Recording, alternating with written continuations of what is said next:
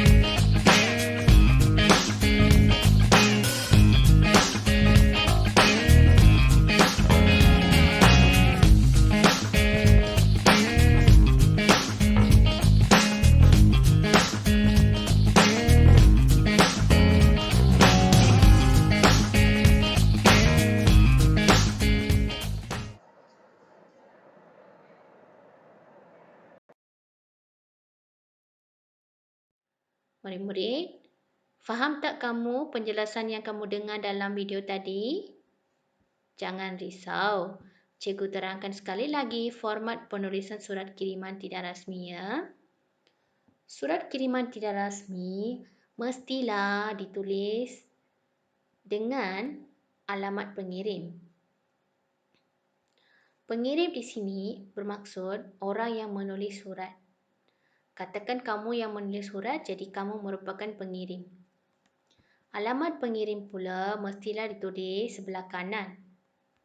Diikuti dengan tarik. Tarik mestilah ditulis di bawah alamat pengirim, ya. Nombor 3, kata menghadap. Bagaimana nak mulakan surat kamu? Mestilah dimulakan dengan kata menghadap. Jangan lupa, ya. Contohnya, ke hadapan sahabatku yang diingati Ali. Semoga sentiasa dalam keadaan sihat walafiat. Dalam kata menghadap ini, jangan lupa sertakan nama kawan anda dan menanyakan kabar kawan anda, ya. Nombor 4, mesti tulis kata panggilan hormat. Kata panggilan hormat ini terdapat beberapa jenis mengikut penerima surat tersebut. Nanti cikgu akan terangkan dengan lebih lanjut lagi. Nombor 5, tujuan kamu menulis surat tersebut. Nyatakan isi-isi kandungan. Nombor 6, mestilah mengakhiri surat ini dengan penutup. Nombor 7, pengakuan pengirim. Nombor 8, tanda tangan. Pengakuan pengirim dan tanda tangan mestilah ditulis sebelah kanan. Sama seperti alamat pengirim dan tarikh, ya. Jom kita lihat dan baca format surat kiriman tidak rasmi dengan lebih lanjut lagi. Surat kiriman tidak rasmi ialah bersifat peribadi. Surat ini ditulis kepada ibu bapa, ahli keluarga, sahabat pena dan saudara mara. Terdapat beberapa jenis surat kiriman tidak rasmi, ya. Nombor 1, surat untuk bertanya khabar atau memberikan khabar. Nombor 2, surat untuk mengucapkan tahniah. Nombor 3, surat untuk mengucapkan takziah.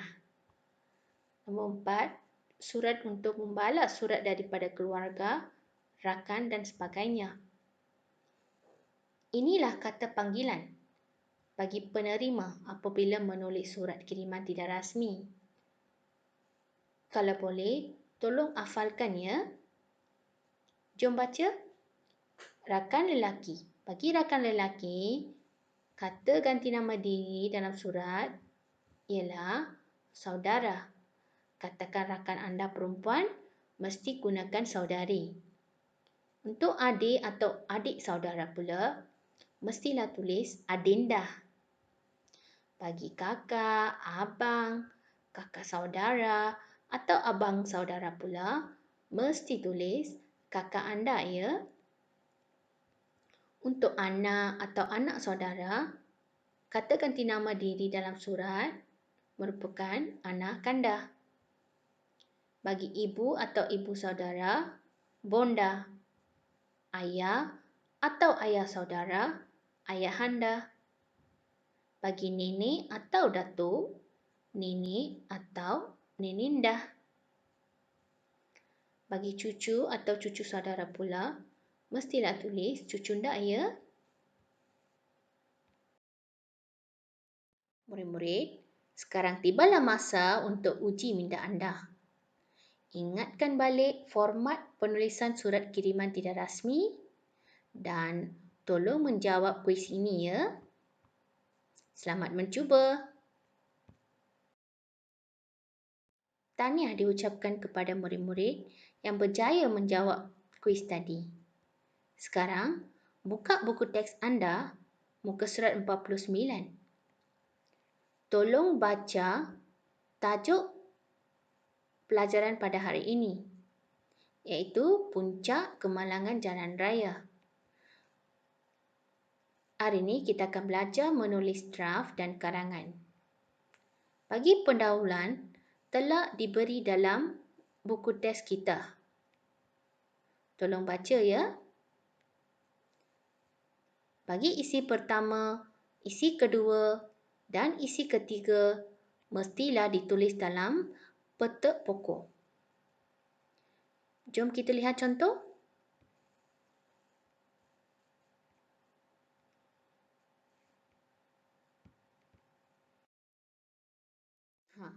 Ini dia contoh peta pokok yang perlu kamu lukis. Mestilah dimulakan dengan tajuk Puncak Kemalangan Jalan Raya. Bagi isi pertama dan isi kedua telah pun diberi dalam buku teks anda. Bagi isi ketiga pula, cikgu membantu anda ya.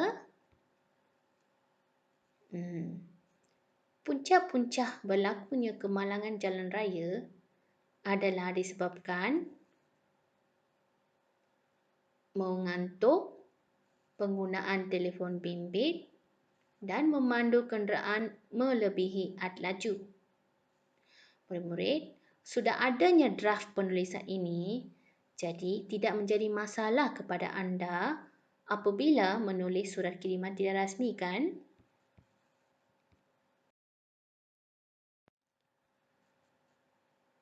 Pendahuluan telah pun diberi dalam buku teks kita. Alamat pengirim yang perlu ditulis ialah 2 Jalan Harmoni, Taman Sejahtera, Ceras, 43200. Kata menghadap pula, menemui sahabatku, semoga sihat, seterusnya, selalu gembira. Ini merupakan contoh-contoh pendahuluan yang kita boleh tulis. Murid-murid, cara menulis pendahuluan telah pun diberi dalam buku teks anda, muka surat 49. Tolong baca ya. Pastikan alamat pengirim mestilah ditulis sebelah kanan. Jangan lupa tulis tarikh. Diikuti dengan kata menghadap, bertanyakan khabar. Seterusnya kata panggilan ya. Sekarang marilah kita lihat bagaimana menulis ayat bagi isi pertama mengikut draft yang terdapat pada buku teks kita. Draft yang diberinya ialah puncaknya mengantuk, membahayakan, berlaku kemalangan, berehat. Bagaimana nak membina ayat bagi draft-draft ini? Mari lihat contoh yang diberi oleh saya. Kebanyakan kemalangan di jalan raya berpunca daripada pemandu yang memandu dalam keadaan mengantuk. Pemandu yang berasa mengantuk membahayakan diri sendiri, malah menyebabkan berlakunya kemalangan di jalan raya. Para pemandu mestilah berehat secukup-cukupnya sebelum meneruskan perjalanan mereka. Senang kan?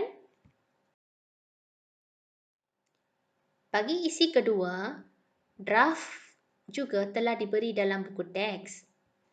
Telefon bimbit, lega, kurang memberikan tumpuan dan terbabas.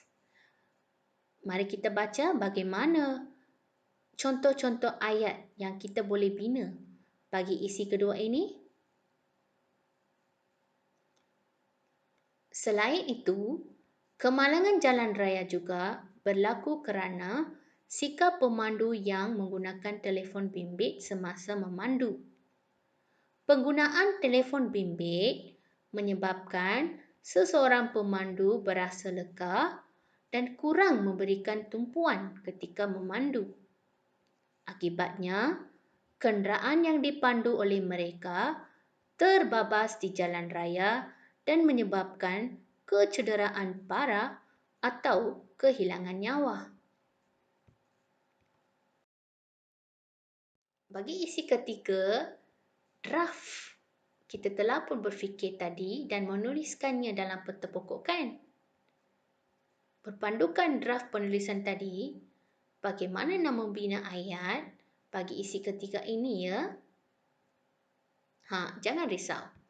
Cikgu memberikan contoh. Jom baca.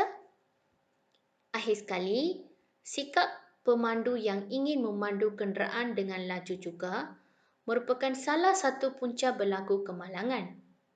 Para pemandu yang tidak mematuhi peraturan jalan raya dan memandu kenderaan dengan melebihi had laju yang ditetapkan menyebabkan mereka hilang kawalan semasa memandu serta kenderaannya terbabas.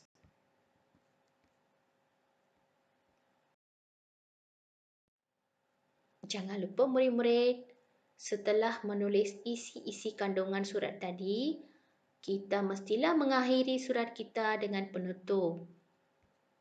Contoh penutupnya ialah begini. Tolong baca. Sebenarnya, terdapat juga punca-punca lain berlakunya kemalangan di jalan raya. Setakat ini sahajalah coretan saya buat kali ini. Akhir kata, sambutlah salam mesra daripada saya.